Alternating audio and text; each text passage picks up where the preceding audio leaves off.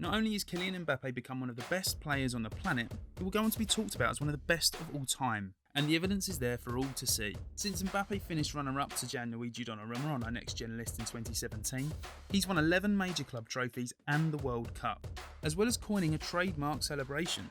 Only the best do that. So how did Mbappé go from French phenomenon to a future great of world football? This is Level Up, Kylian Mbappé. Back in 2017, when we picked Mbappé on our Next Gen list, he was enjoying an incredible breakthrough season with his first club, Monaco. He'd already made a few cameo appearances the season before, becoming the youngest player and goalscorer in the club's history, breaking both records previously held by Thierry Henry. Coach Leonardo Jardim was the man to thrust Mbappé into the spotlight, trusting him as an integral part of his aggressively pressing 4-4-2 system, in a team full of players who went on to big things.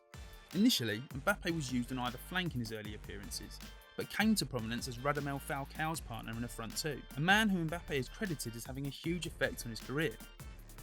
When out of possession, Mbappé became almost a free presser if you like, dropping into midfield and making use of his impressive energy to press the ball freely. This allowed the team to maintain their shape whilst also keeping Falcao as the team's focal point for a quick transition. In attack, Mbappé was asked to run beyond Falcao, using his searing pace to finish moves off, often playing on the last man. He tended to favour drifting out to the left and cutting back inside to penetrate the box, as Monaco adopted a 2-4-4 attacking shape. It was clear Mbappé had everything in abundance though, and it was actually his finishing and predatory instincts that stood out most of all. He was just as able to score solo efforts after beating opponents as he was pouncing on passes or rebounds from his teammates, exemplified by the 2 hat-tricks he scored that season, goals coming from either foot, through one-touch finishes or after running with the ball. He also scored 6 goals in 6 Champions League games as Monaco went on an unprecedented run to the semi-finals. Just 18 years old, Mbappé finished the 16-17 season with a remarkable 26 goals in 44 matches, as Monaco picked super club PSG to the Liga title, their first in 17 years. That season, he also won the league's Young Player of the Year award and was named in the Team of the Year, establishing himself as the best young player in the world. It wasn't too long before Mbappé became Europe's most wanted. He eventually chose to move to PSG in a record-breaking move worth €180 million, making him the most expensive teenager in history.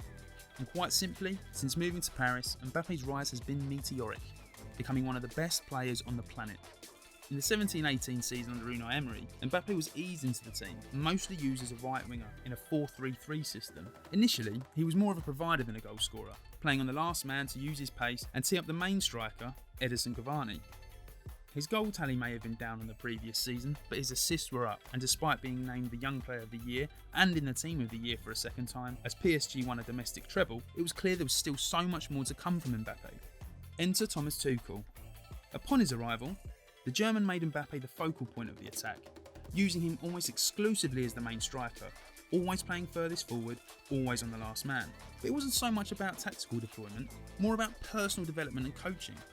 Under Tuchel's tutelage, Mbappé worked in spatial awareness and movement. With Angel Di Maria and Neymar either side of him, Mbappé worked on making runs earlier and shaping them, moving on the blind side of defenders, so as not to become so reliant on his pace.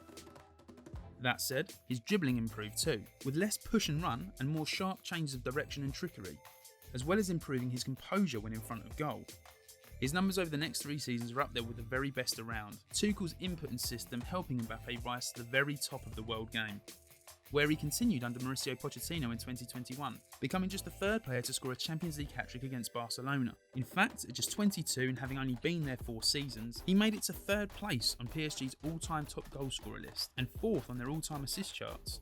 Not to mention an unrivaled trophy haul for a player so young. Unsurprisingly, Mbappé is the talisman for the French national team too, in the most gifted generation in their history. Since making his debut in 2017, Mbappé has been a near ever-present for Didier Deschamps' side, interestingly, often playing on the right of a front 3. Olivier Giroud acts as a target man, feeding balls to the pacey Mbappé or Antoine Griezmann on the other side. It was in 2018 though that it became a household name worldwide. Mbappé was by far France's best player at the World Cup that year, scoring 4 goals on his way to lifting the trophy, including a sensational strike in the final against Croatia. This made him just the 2nd teenager in history to score in a World Cup final, after none other than football royalty Pele. who took time to congratulate Mbappé himself. He also won the tournament's Best Young Player award. And there it is, Kylian Mbappe's journey from next gen to now. That's how he levelled up. We usually end the episode by examining what our feature player might achieve in the future. But honestly, when talking about Kylian Mbappe's future, we could be here forever. There's nothing he can't do. He's already won 4 league titles and the World Cup. No doubt he'll want to add a Champions League or 2 to that, and lead France to more success, starting with the Euros perhaps. There's also a certain Norwegian that Mbappé will do battle with, no doubt, to determine who really will be the best in the world, post Cristiano Ronaldo and Lionel Messi. But the real question is right now, just how many Ballon d'Ors will he win? And will he end up at Real Madrid? Or at another one of the super clubs? Let us know what you think. Thanks for watching, and keep an eye out for more in our Level Up series, as we look at how our next gen alumni have developed.